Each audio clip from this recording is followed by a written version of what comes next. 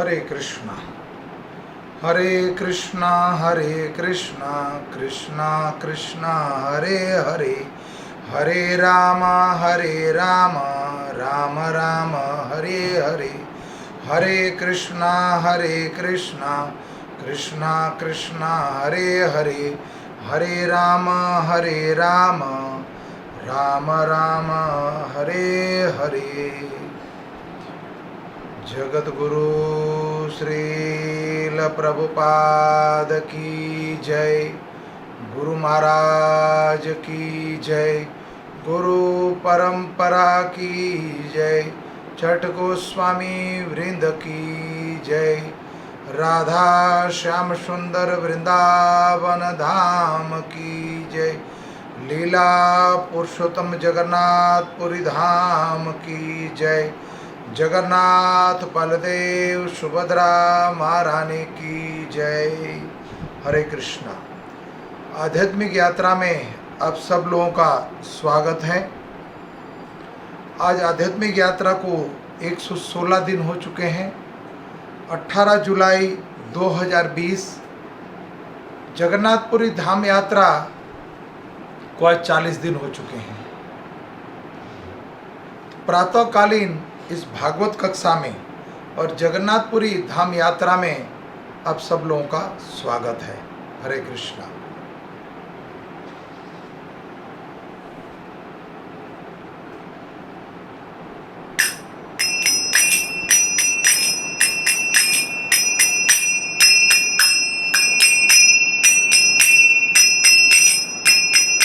जय राधा माधव कुंज बिहारी, जय राधा माधव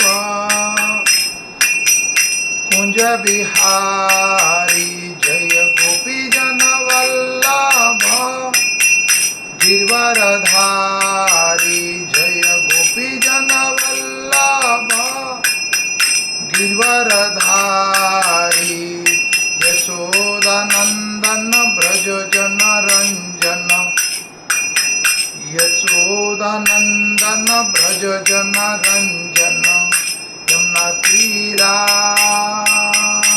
वनचारी, यमुना तीरा वनचारी, जय राधा माधव कुंज बिहारी, जय गोपी जन वल्लभ गिरवरधारी, यशोदानंदन ब्रज जन रंजन, यशोदानंदन ब्रज जन रंजन, यमुना तीरा वनचारी, यमुना तीरा वनचारी। हरे कृष्णा कृष्णा कृष्णा हरे हरे, हरे राम राम राम हरे हरे, हरे कृष्णा कृष्णा कृष्णा हरे हरे, हरे राम राम राम हरे हरे। हरे कृष्णा कृष्णा कृष्णा हरे हरे, हरे राम राम राम हरे हरे, हरे कृष्णा कृष्णा कृष्णा हरे हरे, हरे राम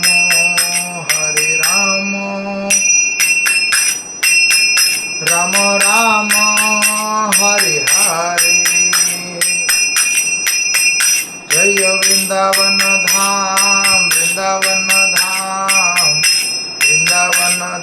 जय वृंदावन धाम, जय राधा श्याम सुंदर राधा श्याम सुंदर राधे, जय राधा माधव माधव राधा माधव राधे जय राधा गोपीनाथ राधा गोपीनाथ राधे जय राधा मदन मोहन राधा मदन मोहन जय राधा गोविंदेव राधा गोविंदेव जय राधा राधिका रमन राधा राधिका रमन जय राधा पार्थ सारथी राधा पार्थ सारथी राधे जय राधा राधिका रमन राधा राधिका रमन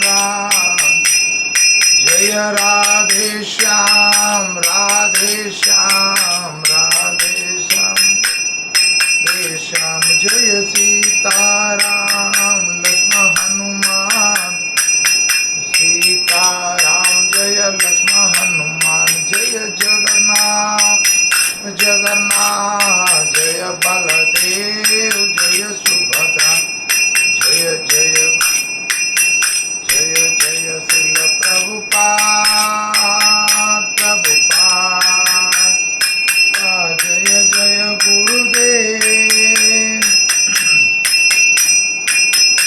गुरुदेव गुरुदेव निताई गौर प्रेमानंदन हरि हरि बोल। जय ओम विष्णुपाद परमहंस परिवाजकाचार्य अभय चरण विंद भक्ति वेदांत स्वामी श्रील प्रभुपाद की जय। गुरु महाराज गुरु परंपरा की जय। छठ गोस्वामी वृंद की जय।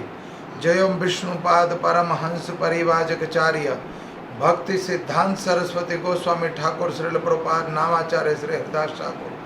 प्रेम से कहो जय श्री कृष्ण चैतन्य प्रभु नित्यानंद श्री अद्वैत गदाधर श्रीवासादि गौर भक्तविंद की जय।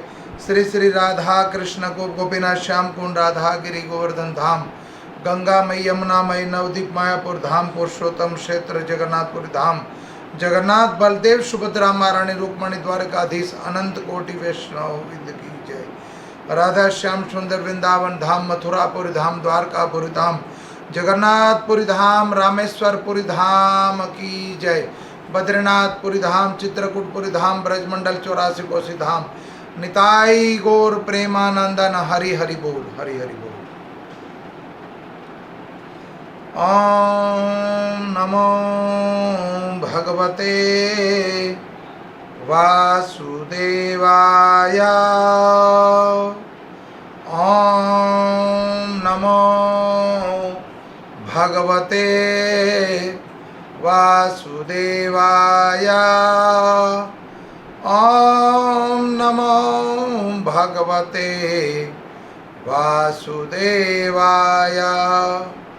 नारायणं नमस्कृत्यं नरं चैव नरोत्तमं देवीं सरस्वती व्यासं ततो जयमुदीरयं नष्टप्रायं सुभद्रेषु नित्यं भागवतं सेवया भगवते उत्तम श्लोके भक्तिर्भवति नश्यति।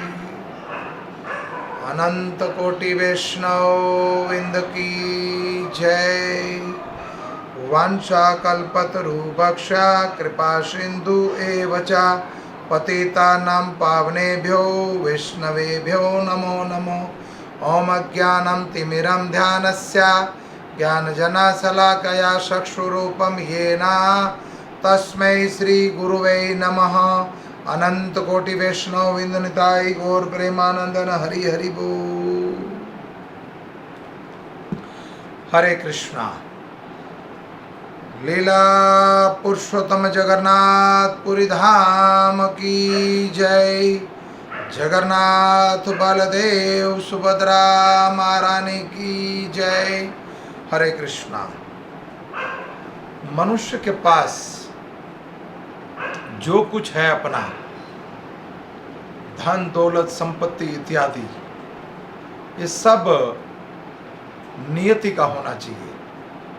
सबका सब नियति का होना चाहिए, नियत का होना चाहिए और दिव्य होना चाहिए, तभी वो व्यक्ति, उसके पास सब कुछ पर्याप्त मात्रा में, जैसे धन, संपत्ति, शरीर इत्यादि सब कुछ है, लेकिन उसको भोग नहीं पाता।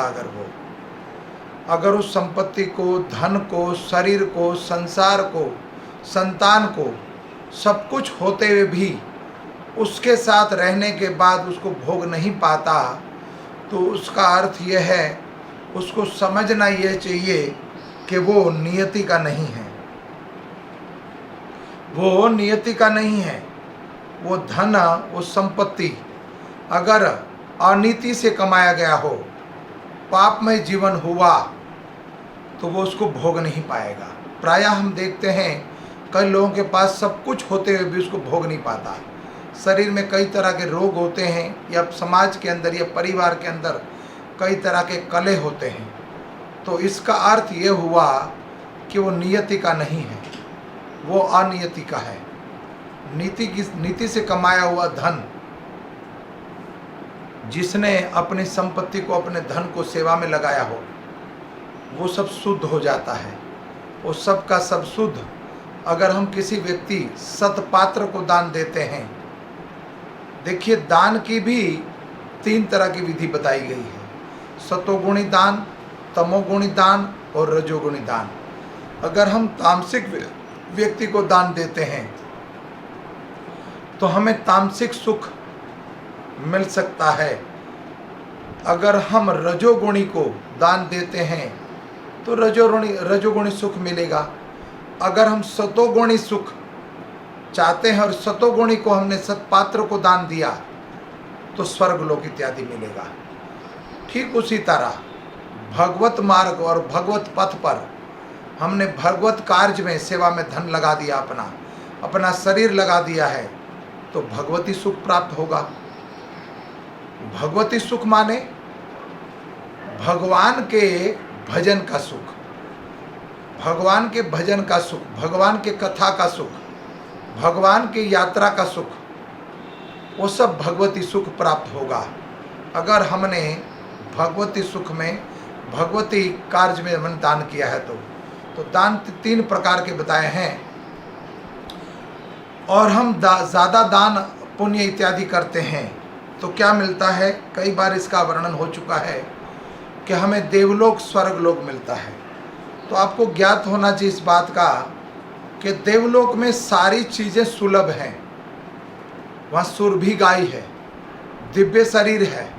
दिव्य शरीर माने वहाँ का संसारिक सुख भोगने का, जो देवलोक का सुख भोगने के लिए, भौतिक सुख नहीं, दिव्य सुख नहीं, देवलोक का सुख भोगने के लिए वो शरीर प्राप्त हुआ है।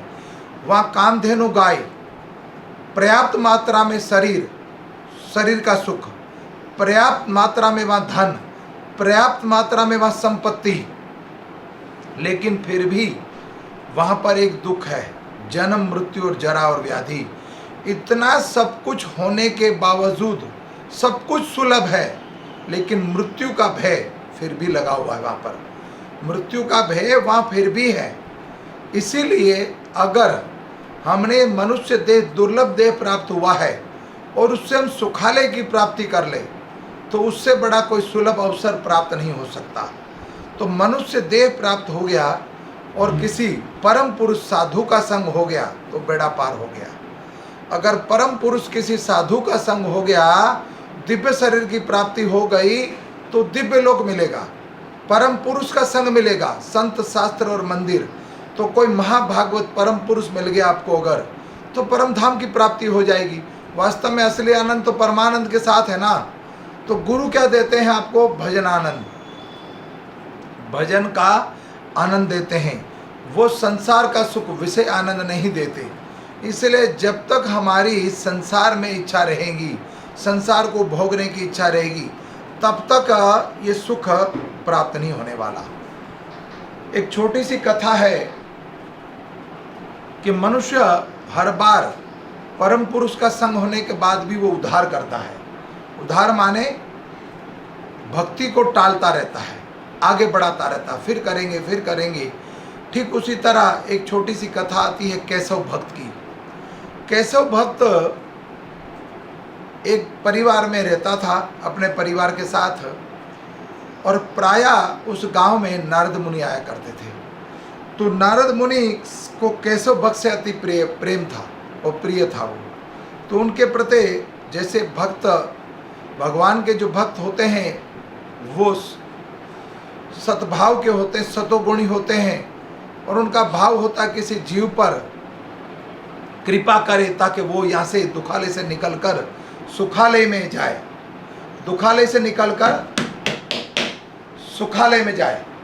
तो उसके लिए क्या करता प्रयास वो नारद मुनि प्रतिदिन प्रयास करते थे, केशव भक्त के घर जाते थे, आतिथ्य स्वीकार करते थे उनका। तो नारद मुनि उनको बार बार प्रयास करते थे कि वो भक्ति करे, भजन करे और वानप्रस्थी जीवन बिताए। जब भी उनके घर नारद मुनि जाते थे तो नारद मुनि उसको ये सलाह देते थे,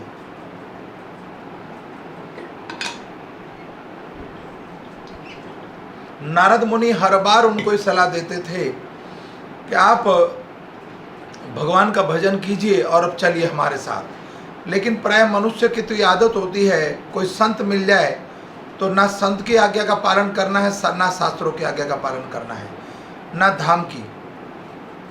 शरीर संसार सुख भोगने में इतनी आसक्ति मनुष्य की होती है कि मैंने मेहनत से सब कुछ कमाया हुआ है तो क्यों ना भोगो इसको। तो वास्तव में सब कुछ प्रायः जो कुछ है वो परमात्मा का है, परम भगवान का है। तो भगवान ने इतना कुछ दिया, सुख, अगर संपत्ति दी है, शरीर दिया है, परिवार का सुख दिया है, तो जल्दी से उससे निकल कर भजन कर लेना चाहिए। जब ये अवसर प्राप्त हो चुका है कि संसार के अंदर, परिवार के अंदर सुख है, शरीर का भी सुख है, किसी तरह का रोग नहीं है, और भगवान की कृपा से धन दौलत बिजनेस व्यापार सब कुछ ठीक है, तो तुरंत इस पथ पर चल पड़ना चाहिए, तुरंत चलना चाहिए, इसमें देरी नहीं करनी चाहिए। कल करे सो आज, आज करे सो अभी, ये करना चाहिए कार्य। तो नारद मुनि केशव भक्त से प्रतिदिन ये आग्रह करते थे कि आप चलिए हमारे साथ। लेकिन केशव भक्त की आदत होती थी कभी मेरे बच्चे, मेरे घर संतान हो जाए और संतान प्राप्ति के बाद मैं आपके साथ चलने का जरूर प्रयास करूंगा। तो नारद मुनि प्रवचन करके चले गए। कुछ समय उपरांत नारद मुनि फिर आए तो उसके घर संतान की उत्पत्ति हो गई, केशव भक्त के यहाँ पर। अब केशव भक्त के घर संतान की उत्पत्ति हो गई तो नारद मुनि कहते हैं अब तो ये संसार में लिप्त हो जाएगा, पुत्र से प्रेम होगा, पत्नी से अधिक प्रेम बढ़ेगा, तो अब भोगने की इच्छा और बढ़ गई। तो नारद मुनि कहते हैं अब तो आपके घर संतान की उत्पत्ति हो गई है, अब चलिए। तो केशव भक्त कहते हैं कि अभी मेरी संतान छोटी है, इसको कुछ खिला लूँ पिला लूँ, अच्छे से उसके साथ खेल खाल लूँ, उसके बाद आपके साथ चलूँगा। कुछ समय उपरांत नारद मुनि फिर गए, वो बच्चे बड़े हो गए, विवाह के योग्य हो गए। तो नारद मुनि को कहते हैं मैं विवाह कर लूँ बच्चों का, विवाह करने के बाद फिर आपके साथ चलने के लिए मैं तैयार रहूँगा। फिर नारद मुनि चले गए। कुछ समय उपरांत फिर आए। नारद मुनि ने देखा कि बच्चों की शादी भी हो गई, बहू भी आ गई, सब कुछ ठीक ठाक चल रहा है। अब नारद मुनि फिर रिक्वेस्ट करते हैं चलो, लेकिन मनुष्य की आदत है फिर टहलो, उस बात को आगे टालते रहो। तब नारद मुनि को उत्तर मिला कि बच्चों के घर बच्चे हो जाए कि मूल से ज़्यादा भी ब्याज ज़्यादा अच्छा लगता है, मूल से भी ब्याज ज़्यादा अच्छा लगता है। तो नारद मुनि फिर कहते हैं कि काम का लोभी, संसार का लोभी, जैसे जिस व्यक्ति को धन की प्राप्ति होती है, लाभ होता है, तो लाभ में लोभ ज़्यादा बढ़ता है। पहले तो संतान नहीं थी, संतान हो गई तो लोभ और बढ़ गया कि संतान क्या संतान हो, मेरे पुत्र हो। अब उनके घर कुछ समय बाद पुत्र भी हो गए। अब नारद मुनि कहते हैं अब चलो, कई बार कथा हो चुकी, वीकली कथा, भागवत कथा, जगन्नाथपुरी यात्रा कथा, कई कथा कर चुका हूँ, अब तो चलो। तब नारद मुनि को उत्तर मिला कि अभी नहीं, खेलने दो मेरे को। नारद मुनि फिर चले गए और कुछ समय बाद नारद मुनि आए। तब जब नारद मुनि वापस आए तो घर में दादाजी केशव भक्त जो है वो दिखे नहीं, वो दादा दिखे नहीं। तो नारद मुनि कहते हैं बहुत समझाया, बहुत प्रयास किया, समय बीत गया हमारा, लेकिन ये भक्त माना नहीं। नारद मुनि निराश होकर वहाँ से चले। अब कहते हैं शरीर छूट गया, अगले का पतन हो जाएगा, लेकिन अपने परिवार में लिप्त रहा, लेकिन मेरे साथ भगवत प्राप्ति करने के लिए उस मार्ग पर, भगवत पथ पर नहीं चला।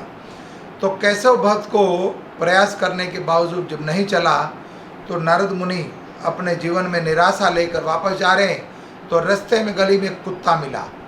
वो कुत्ता नारद मुनि को भौंकते हुए बोलता कि मैं केशव भक्त हूँ, अब चलिए हमारे साथ। नारद मुनि को कहता है केशव भक्त मैं हूँ, तो नारद मुनि कहते हैं अब चलिए मेरे साथ। अब तो शरीर परिवर्तन हो गया, मनुष्य योनि से चंडाल योनि में आ गए हो आप, तो अब चलिए। तब वो केशव भक्त बोलता है जो कुत्ते की योनि में कि नहीं अभी भी नहीं चल सकता। मेरा परिवार जब घर से बाहर जाता है तो उसकी घर की रखवाली करने के लिए घर से बाहर गेट पर मैं बैठता हूँ, चौकीदारी करता हूँ। अतिथि देव भव, अतिथि देव भवा नहीं, कुत्ते से सावधान। प्राय लोग ये करने लग गए, कुत्ते से सावधान। तो घर में बैठता हूँ, मैं घर के आंगन में बैठता हूँ, चौकीदारी करता हूँ। तब नारद मुनि से जब ऐसा बोला तो नारद मुनि फिर निराश होकर चल दिए। कुछ समय उपरांत बाद नारद मुनि फिर वापस आए, तब देखा गली में वो कुत्ता नहीं मिला। बच्चों से पूछा कुत्ता कहाँ है, कि महाराज वो तो गाड़ी के नीचे आके उसका एक्सीडेंट हो गया, तो गाड़ी के नीचे आके मर गया वो। नारद मुनि कहते हैं कुत्ते की योनि से भी गया। अब भी भगवत काफ़ी समझाया तब भी नहीं माना। कुछ समय उपरांत फिर नारद मुनि आए और गली में वो कुत्ता नहीं दिखा। तब नारद मुनि, कुत्ता नहीं दिखा, कुत्ते की योनि से भी गया, कुत्ता मर गया। तब बच्चों से पूछा अब कहाँ है, कहते वो मर चुका है। तब नारद मुनि पुनः जब घर से वापस जा रहे थे तो एक बिल, जो सांप का बिल होता है, उस बिल में से सांप बाहर आया और सांप कहता है कि मैं केशव भक्त हूँ। तो नारद मुनि कहते हैं अब तो चलो, अब तो सर्प की योनि में आ गए हो। तब केशव भक्त बोलता है उनके पास जो मैंने धन संग्रह करके रखा हुआ सारा, वो खजाना मैंने दबा के रखा, उनको नहीं पता, अपने संतान को बताऊंगा वो खजाना कहाँ पर है। तो उस खजाने के ऊपर कुंडली मारकर मैं बैठा हूँ, अभी नहीं जाना चाहता। मैं उसकी संपत्ति, अपनी संपत्ति की रक्षा कर रहा हूँ। जो मेरा धन मैंने गाड़ के रखा ज़मीन में। प्रायः कई लोग आजकल के समय में पैसा मरने के बाद तो बैंक में या पार्किंग में गाड़ियाँ या मिलकत खड़ी रहती है और व्यक्ति राम नाम सत हो जाता है, लेकिन भजन नहीं करता। समय बीत जाता है, अंत काले कहता मैं भजन करूंगा, लेकिन कल कथा में बताया था आपको कि प्रहलाद महाराज कहते हैं भजन करने की जो आयु हो कुमार अवस्था में है, बाल्यावस्था में है, और बैंक बैलेंस पड़ा रहता है। तो पहले के समय में ज़मीन में पैसा गड़ा रहता था और परिवार के लोग बता नहीं पाते थे, जो घर के पूर्वज हैं वो बता नहीं पाते थे और वो शरीर छूट जाता था और दुर्गति हो जाती है। फिर घर का लोभी, काम का लोभी, धन का लोभी, अन्न का लोभी, भोजन का लोभी पुनः आता है मृत्यु लोक में सड़ने के लिए। अब केशव भक्त जब सर्प योनि में आ गया तो नारद मुनि कहते हैं अब इनको ज्ञान देना पड़ेगा, संसारिक ज्ञान देना पड़ेगा। घर में जाके नारद मुनि ने बोला अपने बच्चों को, उनके बच्चों को, कि आपके घर के बाहर पिछवाड़े में और आपके गेट पर, आपकी प्रांगण में सांप है बहुत बड़ा। तो परिवार के सब लोग आ गए लाठी लेकर, लाठी डंडा लेकर आ गए और देखा गली में घर के अंदर सांप था, प्रांगण के अंदर। तो पूरे परिवार ने मिलकर मारा। किसको किसको मारा? सांप को मारा क्या? नहीं, केशव भक्त को मारा। अपने दादा को और अपने पिता को मार दिया उन्होंने। तो हमारी दुर्गति हो जाएगी। हमारी अंतिम भागवत गीता के जो हमने 8वें अध्याय का आपको श्लोक बताया था, 5वां 6वां श्लोक, कि जैसे हमारी अंत समय में इच्छा होगी वैसा शरीर प्राप्त होगा। तो हमारा शरीर दुर्गति कैसे होती है, दोबारा जन्म कैसे होता है? हमारा जो अंतिम इच्छाएं जो है, इच्छा से मृत्यु और मृत्यु के बाद दोबारा पुनः जन्म। अंत काल में हमारा भोजन में इच्छा रह गई और भोजन में आसक्ति हो गई तो भोजन का कीड़ा बनेंगे। अगर अंत काले धन में इच्छा रहेगी तो धन का कीड़ा बनेंगे। कागजों के अंदर भी कीड़े देखते हो आप, तो धन का कीड़ा। फिर संपत्ति का कीड़ा, संपत्ति में अगर मन है ज़्यादा तो संपत्ति के अंदर पड़ा रहता है वो सांप कीड़ा इत्यादि बने हुए। सांप बिन जाता, दीवारों में छुप जाता है वो, तो उसका कीड़ा बनता है। ठीक उसी तरह धन का, संपत्ति का और संपत्ति अन्न का, उसके बाद शरीर का, किसी को भोगने का या व्यवहार का या बिजनेस का, तो उसका उस अगला जन्म उसमें हो जाता है। तो ये मनुष्य देह दुर्लभ प्राप्त हो चुका है। इसी जन्म में भजन कर लीजिए। आपसे कई बार हम प्रयत्न कर चुके हैं कि इसी जन्म में आप भजन कर सकते हो। मात्र ये अवसर जो प्राप्त हुआ, ये मनुष्य योनि में प्राप्त हुआ है, अवसर दोबारा प्राप्त नहीं होने वाला। तो ये दुर्लभ शरीर है और इस शरीर को प्राप्त करने के लिए देवता लोग भी तड़पते हैं, परेशान होते हैं।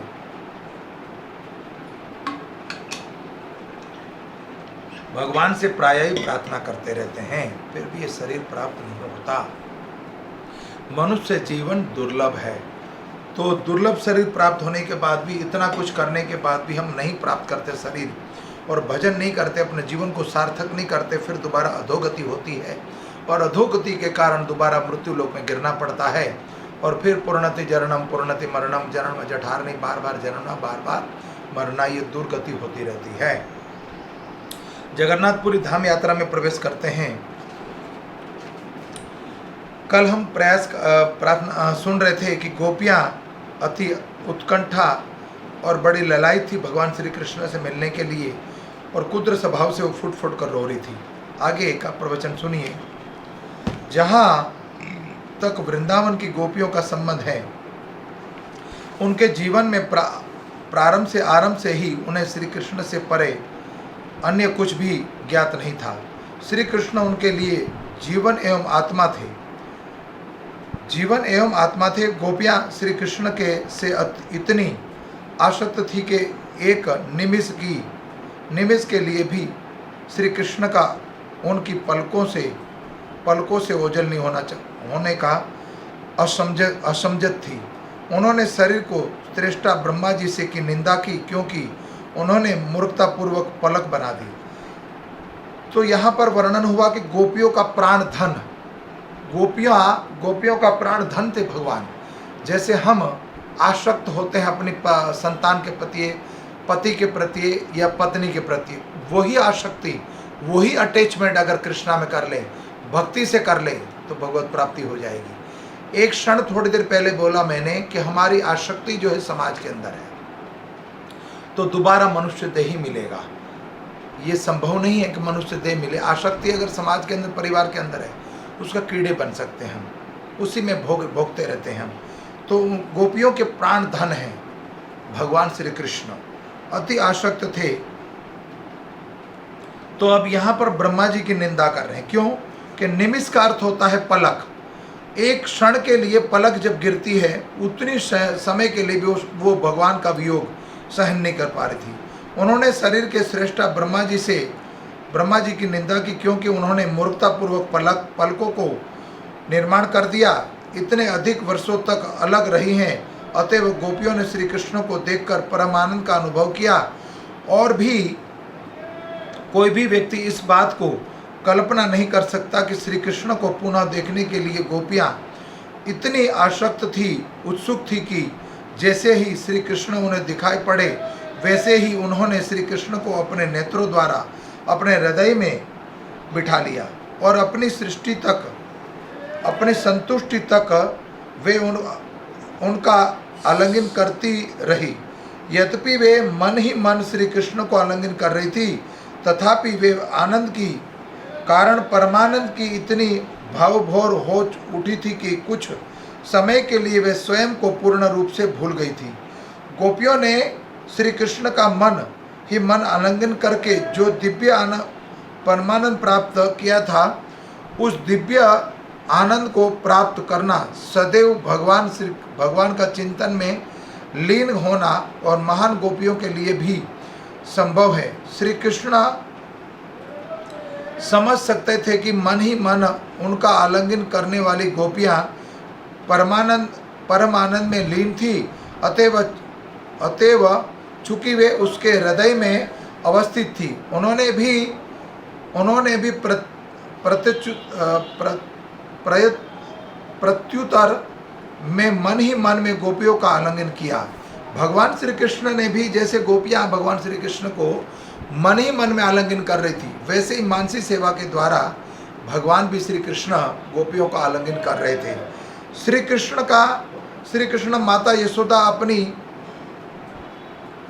कृष्ण माता यशोदा एवं अपनी अन्य माताओं देवकी एवं रोहिणी के साथ बैठे थे, परंतु जब तीनों माताएं वार्ता में तल्लीन थी, तब श्री कृष्ण ने अवसर पाकर उस अवसर का लाभ उठाया और गोपियों से मिलने के लिए तुरंत ही उस स्थान पर एकांत में चले गए। जैसे ही श्री कृष्ण भगवान गोपियों के पास पहुँचे, वे मुस्कुराने लगे और उनका आलिंगन करने लगे।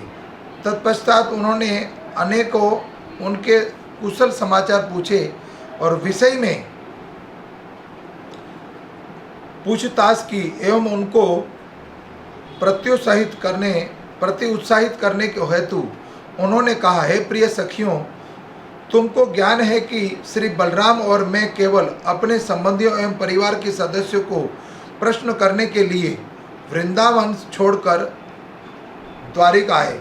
इसलिए हम लोग युद्ध में बहुत समय तक लगे हुए थे और तुम लोगों को भूलने के लिए विशेष हो गए थे, परंतु तुम सभी गोपियां प्रेम एवं स्नेह के कारण मुझे अति प्रिय हो।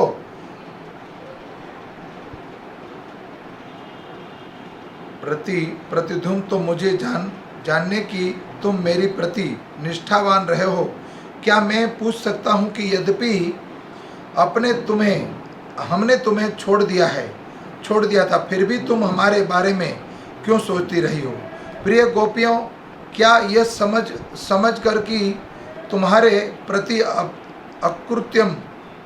अकृतज्ञ रहता हूँ, अब तुम्हें मेरा सिमरन करने की अरुचि का अनुभव करती हो? क्या अपने साथ मेरे दुर्व्यवहार को तुम गंभीरता पूर्वक नहीं लेती? तब श्री कृष्ण कहने लगे, हमारा वियोग ईश्वर द्वारा कराया गया था। यह भी बताया गया कि सभी अचर तथा अचर व्याप्त, मैं चर तथा अचर में व्याप्त हूँ, घट घट में व्याप्त हूँ। इसीलिए आप सभी और मेरा स्मरण कर सकते हो।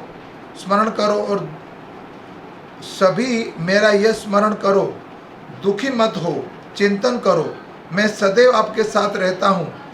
गोपियों ने निश्चित श्री राधा जी से, मनुष्य को इस बात का ज्ञात होना चाहिए कि परमात्मा हमारे साथ 24 घंटे निरंतर उपस्थित है। तो हमें ये रियलाइजेशन होनी चाहिए। भगवान श्री कृष्ण ने यहाँ पर ये दिव्य ज्ञान दे रहे गोपियों के, कभी मैं आपसे आपके हृदय से कभी दूर तो हुआ ही नहीं, निरंतर आपके साथ 24 घंटे आपके हृदय में वास करता रहा हूँ। तो यहाँ पर विशेषकर श्री राधा रानी जी ने अपने हृदय में श्री कृष्ण को प्रगाढ़ प्रेम आलिंगन कर ऐसा अनुभव किया था, मानो वे दोनों एक हो गए हों। वो युगल स्वरूप है। तो राधा रानी का भाव ठीक था, यही भाव प्रकट होना था। श्री कृष्ण से कुछ कहना चाहती थी, परंतु भगवान श्री कृष्ण से राधा रानी कुछ कहना चाहती थी, परंतु उनका गला रुद्र हो गया और वो कुछ बोल नहीं पाई, असमर्थ हो गई। श्री कृष्ण भी गोपियों को देखकर अधीर होकर रोने लगे और कुछ देर तक शांत रहे। मनुष्य का स्वभाव कई बार ऐसा हो जाता है कि कभी कथा सुनते समय, कभी कथा पढ़ते समय, कभी जप करते समय, कभी भगवान के दर्शन करते समय वो ऐसी स्थिति उत्पन्न हो जाती है, ऐसा भाव प्रकट हो जाता है कि गले से शब्द नहीं निकलता और आंखों से आंसू निकलते रहते हैं। वो भाव अगर कभी आंखों से आंसू निकल आए और गले से आवाज़ ना निकले तो समझ लेना उस परम पिता परमात्मा का आपके साथ संग हो गया है, वो परमात्मा की कृपा हो गई आपकी। अब यहाँ पर धैर्य धरकर श्री राधा रानी श्री कृष्ण ने गोपियों की ऐसी दशा देखी, गोपियों राधा रानी की ऐसी दशा देखी कि स्वयं को भी दोष मानते हुए उन्होंने कहा, हे गोपियों, मेरे सखियों, तुम मेरे प्राणों से भी प्रिय हो, मैं तुम्हें कैसे भूल सकता हूँ? तुमने मेरे वियोग का बहुत दुख सहन किया, तुमने मेरे लिए अपना सर्वत्र त्याग दिया, आपने पति गुरुजनों का भी भय और यहाँ तक कि तुमने अपने दृश्यतज आर्य धर्म का भी परित्याग कर दिया है, परंतु मैं तुम्हारा त्याग कर दूर चला गया हूँ। तुम मुझे निष्ठुर और अकृत समझती होंगी, परंतु यह सत्य नहीं है। मैं सदा तुम्हारा सिमरन करता हूँ और एक क्षण के लिए भी मैं तुमसे अलग नहीं हुआ हूँ, मैं तुम्हें भूला नहीं हूँ। मैंने तुम्हें बहुत कष्ट दिया है, इसके लिए मुझे क्षमा कर दो। यहाँ पर इस सिद्धांत प्रस्तुत हुआ कि भगवान भक्त से कभी अलग नहीं होते। जैसे भगवान यहाँ कहते हैं कि मैं तुमसे कभी भी अलग नहीं हुआ, 24 घंटे निरंतर मैं तुम्हारा सिमरन करता हूँ। अगर कोई व्यक्ति प्रतिदिन भगवान के प्रति इतना आसक्त है, निरंतर भजन करता, निरंतर जप करता है, तो कृष्ण सर्व आकर्षण क्यों आकर्षित नहीं होंगे? वो मैग्नेट है, अब लोहा कहीं दूर पड़ा है तो मैग्नेट साथ में आके उसको पकड़ लेता है। ठीक उसी तरह कृष्ण कहते हैं मैं तुम्हें भूला नहीं हूँ, निरंतर तुम्हारा संग करना चाहता हूँ और तुम्हारे साथ हूँ। कितने कृपालु है, कितने दयालु है वो जगन्नाथ जगत पिता बद्ध जीव पर कृपा करते हैं। और मैं भगवान से प्रार्थना करता हूँ कि जो व्यक्ति निरंतर भगवान का भजन करता है, निरंतर जप करता है, निरंतर कथा सुनता है, वो शाश्वत भक्ति हो गई, शाश्वत कथा हो गई। तो भगवान आपके ऊपर कभी ना कभी जल्दी ही कृपा करेंगे। अपने जप को और बढ़ाइए और ध्यान को और बढ़ाइए। कुछ समय पश्चात सब गोपियों का रोना कम हो गया और श्री कृष्ण उन्हें सांत्वना देने के लिए ऐसे बोले, हे गोपियों, मेरे प्रति भक्ति ही जीवों के लिए अमृत रस का पान कराने वाला है, किंतु मेरे प्रति तुम्हारा जो स्नेह वही एकमात्र तुम लोगों का समझने और मिलने का कारण है। अर्थात तुम्हारा स्नेह ही भक्ति की परिपक्व अवस्था है। अतएव तुम्हारा मेरे प्रति स्नेह ही हमारा पुनः सब समय के लिए मिलन करना होगा। भगवान कहते हैं मैं पुनः तुमसे मिल चुका हूँ, दोबारा कभी तुमसे अलग नहीं होता हूँ। एक शुद्ध भक्त परमात्मा से कभी दूर नहीं हो सकता। जितना भक्त भगवान के प्रति आसक्त है, भगवान भी अपने भक्त के प्रति इतना आसक्त होता है। भगवान तो कहते हैं मेरा भक्त जब चलता है, यात्रा करता है, परिक्रमा करता है, तो उसके पीछे पीछे मैं दौड़ता हूँ ताकि उनके चरण रज मेरे मस्तक पर गिरे। तो विशेष कृपा है भगवान की बद्ध जीव पर। तो अपने जीवन को सार्थक बनाने के लिए समय को टालिए नहीं, जितना हो सके जल्दी से जल्दी भजन कीजिए और जितना अच्छे से भजन होगा उतनी ही भगवान की कृपा आप पर बनी रहेगी। ठीक भगवान से ऐसी मंगल कामना करता हूँ आप लोगों के लिए कि आपका शरीर स्वस्थ रहे, आप निरोगी रहो और जितना ज़्यादा से ज़्यादा हो सके भगवान का भजन करो। धन्यवाद। हरे कृष्णा। जगत गुरु श्रील प्रभुपाद गुरु महाराज की जय। आपके चरणों में कोटि कोटि प्रणाम। निताई गौर सुंदर भगवान की जय। हरे कृष्णा।